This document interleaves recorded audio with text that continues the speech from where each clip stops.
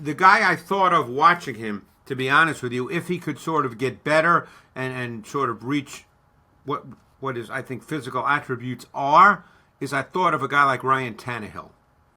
You're tuned in to the Ross Tucker Football Podcast, guiding your gridiron journey, none other than your host, former NFL lineman, Ross Tucker.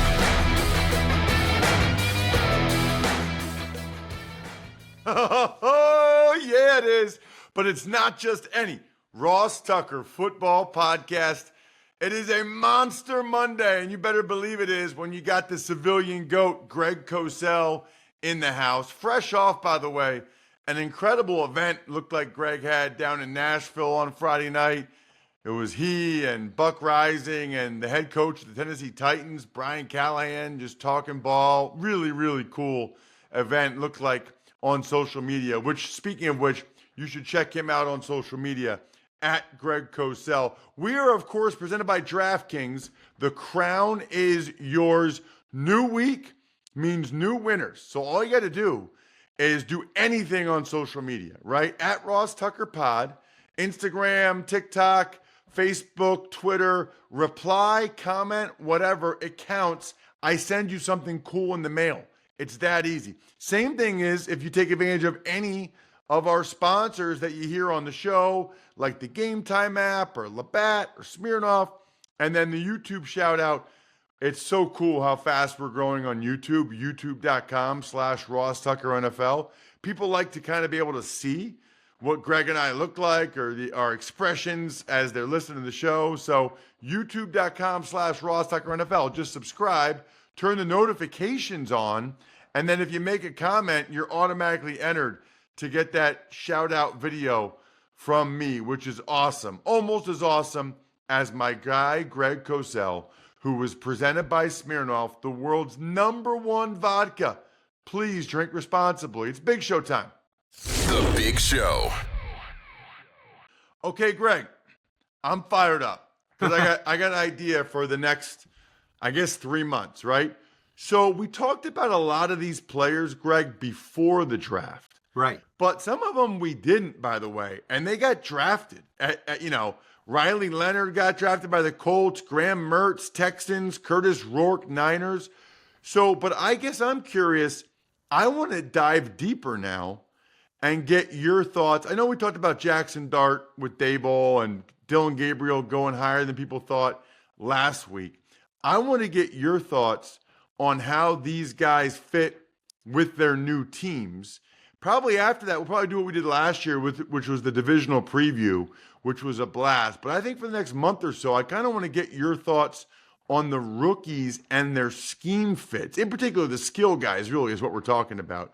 So let's start, because obviously the next most interesting guy would be the Saints taking Tyler Shough as opposed to any other quarterbacks that were available. Obviously, Ward and Dart were already off the board. We know you really like Shough, Greg. You said based on the video, you thought he was the second best guy. How do you think he fits Kellen Moore's scheme?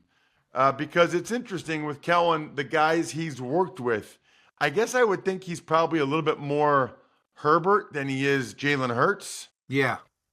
Yeah, and I think Kellen Moore has shown that he can work with any quarterback, and that he takes the parts of his scheme and his playbook that fit the quarterback.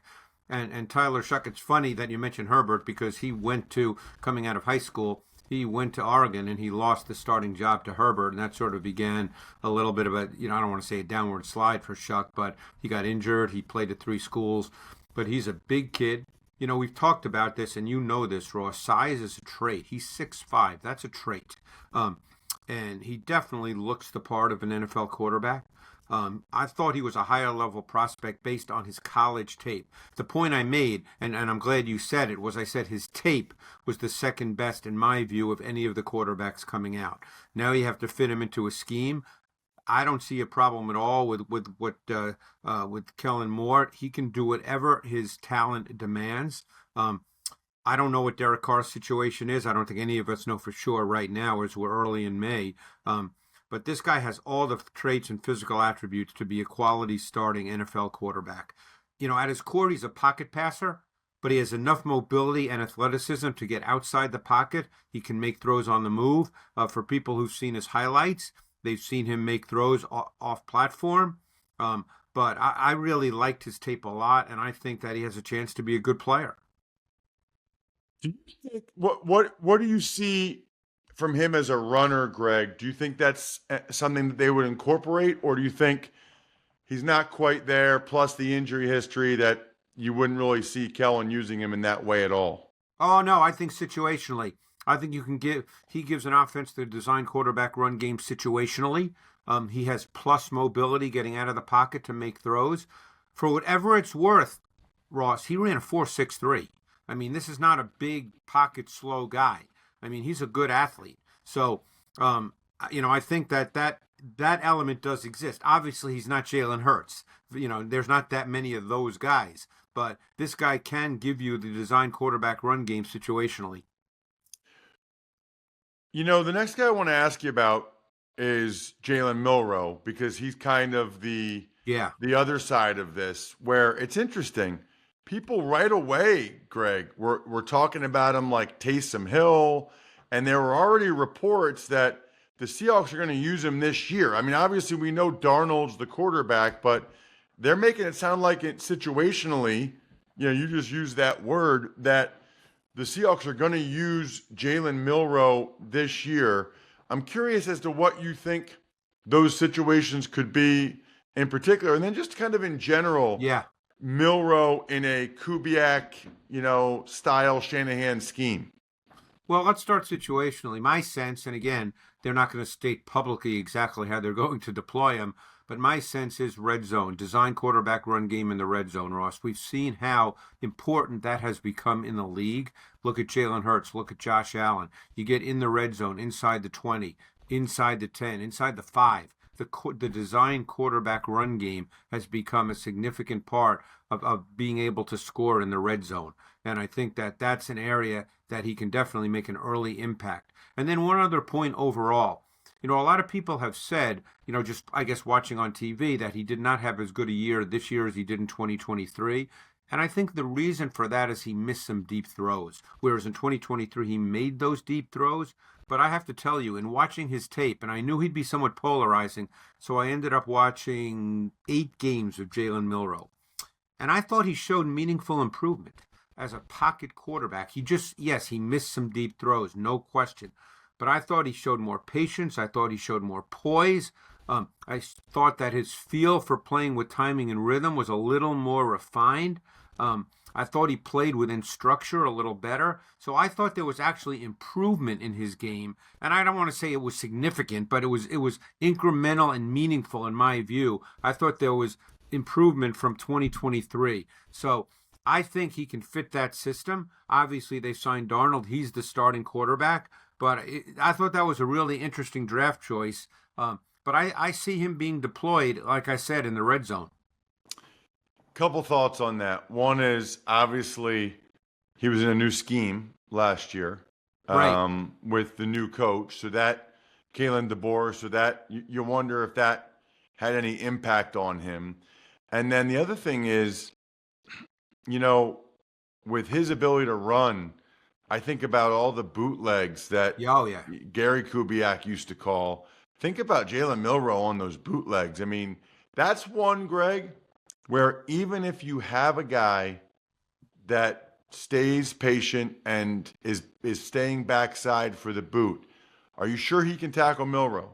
You know what I mean? Like a D-end in Milroe in space, that's a tough tackle, even if he knows it's coming. I know, and he is more dynamic and more explosive than Lamar, just in terms of pure explosiveness. Wow. All right, so the one guy that I think is, as so much conversation about Shedeur Sanders going in the 5th round, Greg. How about a guy like Quinn Ewers going after guys who we might talk about, like Riley Leonard, Graham Mertz? Certainly, I can't remember if he went before or after Kurtis Rourke, but Quinn Ewers down there with Tua and Mike McDaniel in Miami.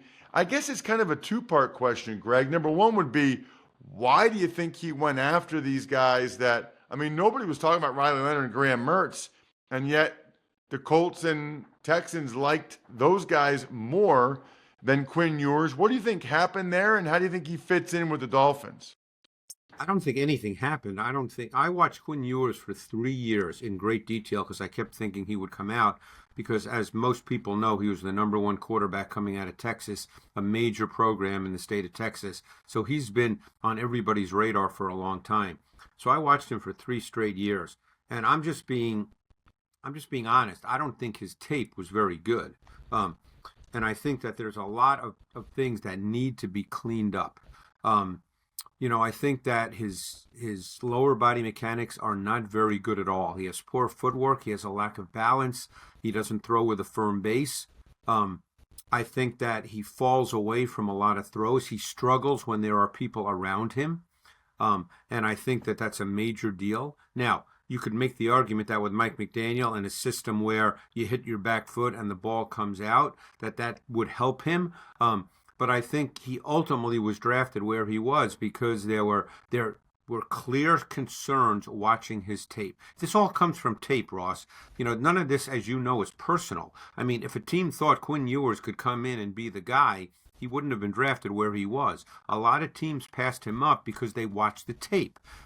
He needs a lot of work, significant work managing the pocket.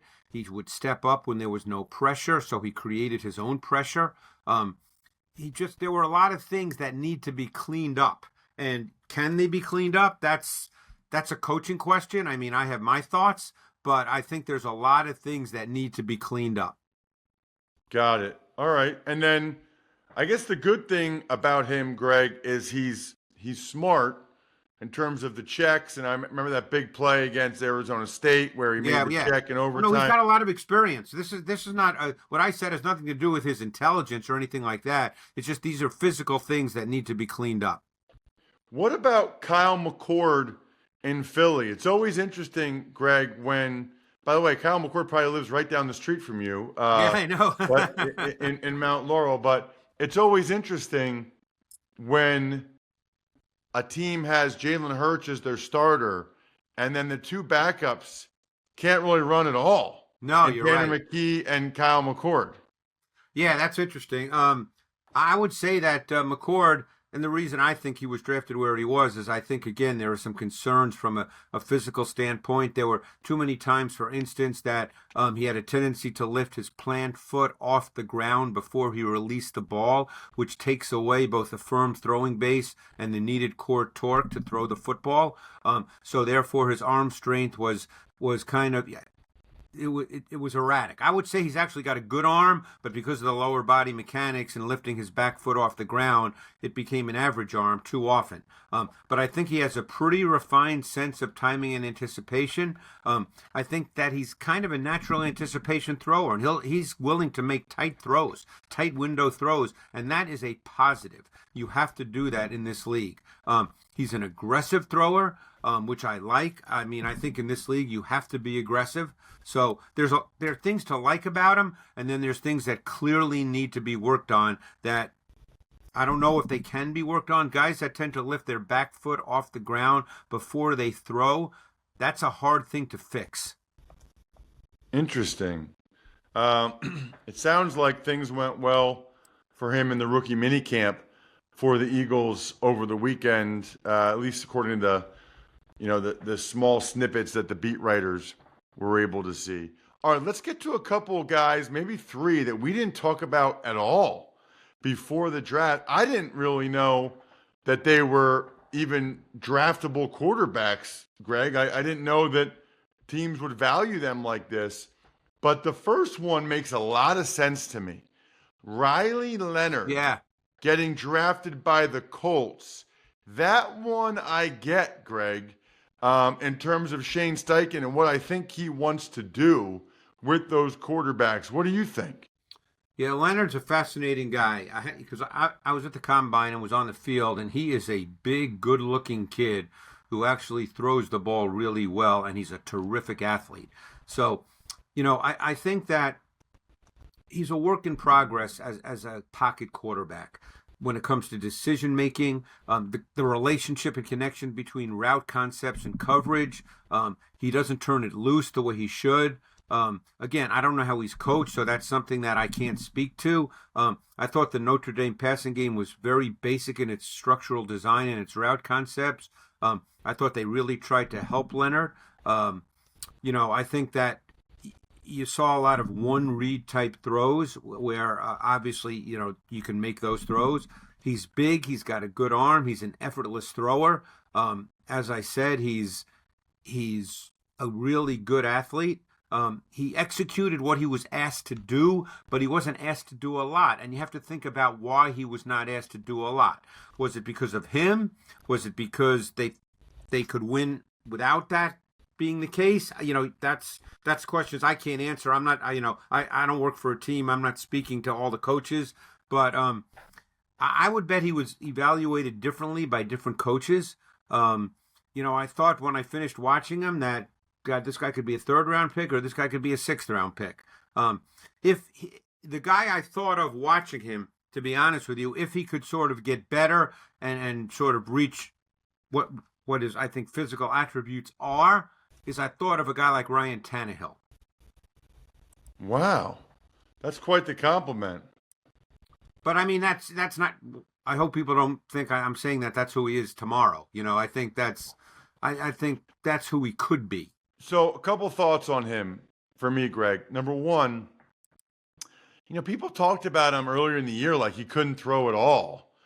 But then I watched a couple of games. Certainly, he made some really impressive throws in the playoffs against Penn State. Like, I was like, wow, okay, he can throw it. He can throw it. Yeah, because people were acting like he couldn't.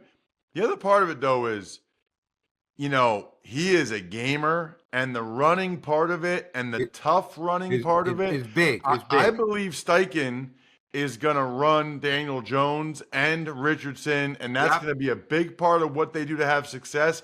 They now have a 3rd quarterback, Greg, that if he goes in, they can still run 5 to 8 times a game from that position because he's a good enough runner. He's not dynamic, but he's a good enough runner, and he's tough and a physical runner. I mean, think of the Eagles' offense in 2022 when they lost the Super Bowl to the Chiefs and how Steichen used Jalen Hurts. You could see that being sort of foundationally what they do overall with all 3 quarterbacks.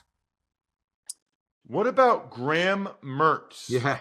He was the 6th-round pick by the Texans. Speaking of guys that came out highly touted, I did Graham's game when he was in the U.S. Army Bowl, and he was one of the top quarterbacks coming out, and everybody was surprised he went to Wisconsin from Kansas.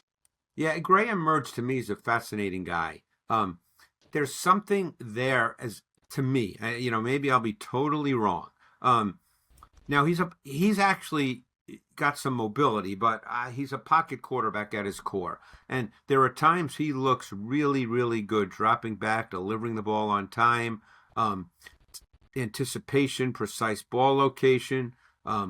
Like I said, he's got more than functional mobility to execute the boot action pass game, to get outside the pocket. He can run for a 1st down. Now, I think he's a little cautious. He's a little risk averse. I don't know, again, if that's him or coaching. That's always hard to know. But there's something about this kid that I think is there.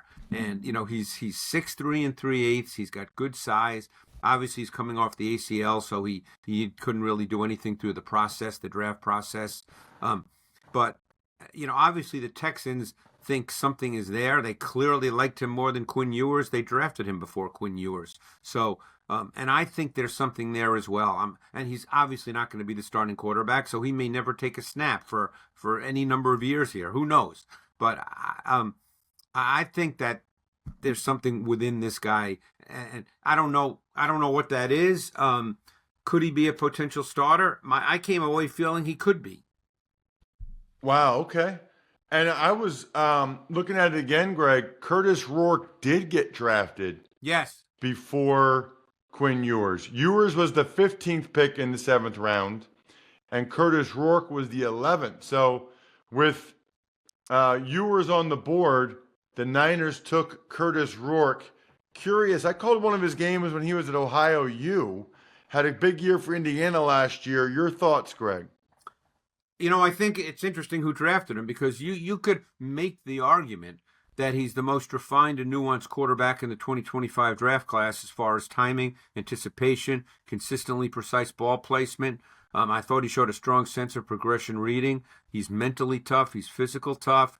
He had clean footwork, clean balance, not a big arm. But you think about the 49er offense. I think I pretty much described their passing game. So, it makes sense that he would go to a team like that. And again, I'm not saying he's the starting quarterback, but I think his traits fit. I mean, I said he'd likely profile as a backup, but if he had to start, his ability to have success would be dependent on the offense, and I thought strong sustaining run game, quick rhythm, timing passing game, RPO elements, play action, all those things that kind of the Niners do. So it kind of makes sense. You know who he reminds me of, Greg? A little bit. Matt Schaub. Matt Schaub. Big kid, yep. Smart, accurate, can't move, doesn't have a huge arm. No. But, I bet you Kyle Shanahan saw a little bit of Matt Schaub potential in him. That's a great comparison. Now, Schaub, I think, was a third-round pick coming out of college. Rourke was obviously a later-round pick. But that's a pretty good comparison, Ross. I like that. The last one I wanted to get from you, Will Howard and Arthur Smith's offense. Will Howard might be the starting quarterback for the Steelers right now. I don't know. But Will Howard and Arthur Smith's offense, because he's not afraid to run either. Arthur Smith likes when the quarterbacks can be a little part of the running game. No, and I think that's actually a pretty good fit because you're dealing with a guy that's big. He's got mobility. He has some arm strength limitations, but he can run a really well-schemed passing game when there's a run game element, which is what Arthur Smith, that's his thing. So, I think he's got poise. I think he's got patience. I think he has a great sense of when to check it down, and that's a big deal because, with checkdowns, the guys who wait too long to check it down because they're waiting for something to happen down the field and they're slow to get to checkdowns, then they check it down and the guy gets tackled for 2 yards. The guys who have a really good sense of when to check it down at the right time, they check it down and the back runs for 11 yards. That doesn't seem like a big deal, but it is. Howard, to me, is a fascinating guy because he's not a great thrower, but again, another guy that there's something there. And within the context of that offense, you're right. He could end up being the starting quarterback. Yeah, we'll see. We're all on Aaron Rodgers watch still, I guess. Check him out on social media at Greg Cosell. We'll figure out what position group we're doing next week. Maybe it's running backs, maybe it's receivers, but this was fun to see these guys actually in their teams where they're playing for and their scheme. Thank you, Greg. Thanks, Ross. Appreciate it. Not sure how many of you guys follow me on social media. You all should, by the way, but hopefully you saw I got my sister a story from myfrontpagestory.com for Mother's Day, and she was bawling. Partially because all three of her kids, when they texted me with quotes about her, they all said the same thing to start. My mom is the best mom ever. Check it out. It's on all my social platforms at Ross Tucker NFL. Except for TikTok, but Twitter, Instagram, Facebook, you can see what it looks like. You can see how emotional it is for the person when they receive it. It's myfrontpagestory.com. And if you go right now, you can get a 20% discount, which is money. myfrontpagestory.com. I just got an email yesterday to ross@rosstucker.com from Zach Smith, who's a listener in Australia. He went to Disney World. And he was so excited to try Labatt Blue. He sent me a picture from Disney World with his drinking a Labatt Blue. That is what I'm talking about. That is awesome. I hope, Zach, you did the buy beer, get gear thing by going to rewards.labattusa.com to sign up. They have some awesome stuff there that you can get just for buying Labatt. Tuck's Takes. All right, Ross, the biggest news since Thursday came down last night where there are multiple reports that Commissioner Roger Goodell and President Donald Trump will announce that the 2027 NFL Draft will be held at the National Mall in Washington, D.C. Man, that almost gives me chills, right? Like I can just picture that place is going to be packed. That is going to be epic. Hopefully, maybe I can go. I'm just picturing right now my nephew, who'll be a junior in high school, he'll definitely go to that because his school, Gonzaga Prep, is down there. But that's awesome. I mean, I talked about it on Good Morning Football last week and here on the Ross Tucker Football Podcast. Just thrilled right now for where DC's football is at. Obviously, I have an affinity for that franchise, having started and finished my career with the Redskins.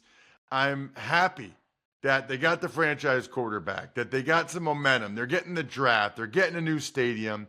And I wonder, by the way, Jack, if that was part of the deal to get the new stadium, was the NFL saying, hey, we'll put the draft there in 27 and the Super Bowl there in whatever it is, 30, 31, whenever the new stadium would be ready. Some transactions across the league include the Ravens. They signed offensive tackle Joseph Noteboom. The Niners are bringing back tight end Ross Dwelley. And there was a lot of undrafted rookie free agents who were signed after a few teams held some rookie mini camps over this weekend.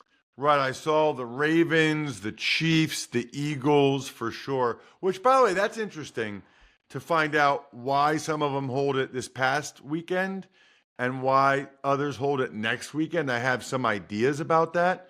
You know, if you hold it next weekend, then those guys can just stay because the offseason program for them can start May 13th or whatever. If you hold it this weekend, it's a week earlier that you get them the information, you see what you got. I might get somebody, I'm going to get a rookie on here over the next couple of weeks to talk about, you know, mini camp, rookie mini camp, and what that's like. And in terms of the veteran signing, they don't count against the compensatory pick formula, and these teams are just trying to round out their depth and make sure that they're covered at these positions. Other than that, I think we're done here. All right, we had some rookie mini camps last weekend. We have more rookie mini camps next weekend. You know what you should do during those rookie mini camps? Drink vodka. Yeah, from Smirnoff. They know there's no I in football. Football is a we thing. Smirnoff is the perfect vodka for crafting delicious cocktails, easy to make and versatile for any and all fans over 21 or the rookies. They're almost all over 21. Invite them to your house after minicamp. There's a reason Smirnoff's the world's #1 vodka and an official vodka partner of the NFL. Grab a bottle of Smirnoff at your local retailer and head to Smirnoff.com to find recipes of delicious cocktails perfect for game day or for this weekend.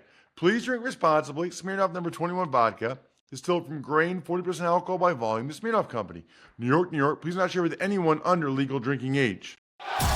Thanks for tuning in to the Ross Tucker Football Podcast. Make sure to also check out Even Money, Fantasy Feast, and College Draft, all on the DraftKings Network on Samsung TV Plus, YouTube, or subscribe to the podcast on your favorite platform.